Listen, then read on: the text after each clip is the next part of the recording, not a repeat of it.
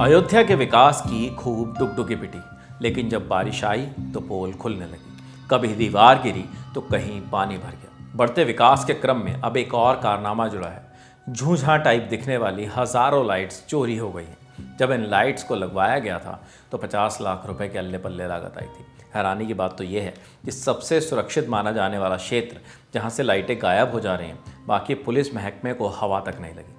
अब खबर पर विस्तार से चलते हैं। रामपथ और भक्तिपथ से 3800 बैम्बू लाइट और 36 गोवो प्रोजेक्ट लाइट चोरी हो गई हैं।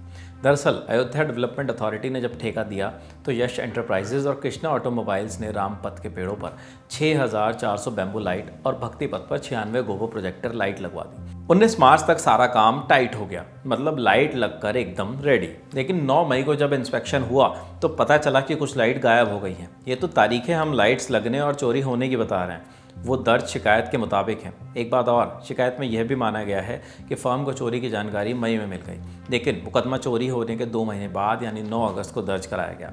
लेकिन ऐसा क्यों हुआ, ये सवाल है। कुछ ऑर्नामेंटल लाइट्स लगाई गई थी पेड़ों पे और कुछ ऐसे इलाकों में जहाँ पर रोशनी कम रहती थी, छोटी लाइट जो लगती है बैम्बू लाइट्स लगाई गई थी। और जो कॉन्ट्रैक्टर है उसका अभी पेमेंट भी नहीं हुआ है।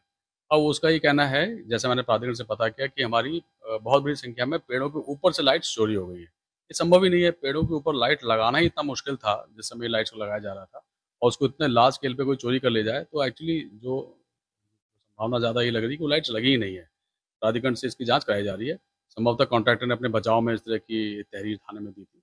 तो ये कोई विषय नहीं है, इतनी लार्ज स्केल पे चोरी हो जाए, पूरा अयोध्या में इतना पहरा रहता है और इतने लोगों की आवाजाही है, इतने लार्ज स्केल पे लाइट चोरी होना असंभव चीज़। दूसरी बात यह है कि जो कॉन्ट्रैक्टर है उसकी स्वयं की जिम्मेदारी है, वो डिफेक्ट लायबिलिटी पीरियड है, उसको स्वयं लाइट्स का रख रखाव देख रेख करनी है 1 साल तक। तो अगर इस बीच में कुछ भी होता है तो वो उसी के ऊपर लायबिलिटी है। तो उसमें ना तो कोई सुरक्षा की चूक का मामला है और पेमेंट भी उसको नहीं हुआ है।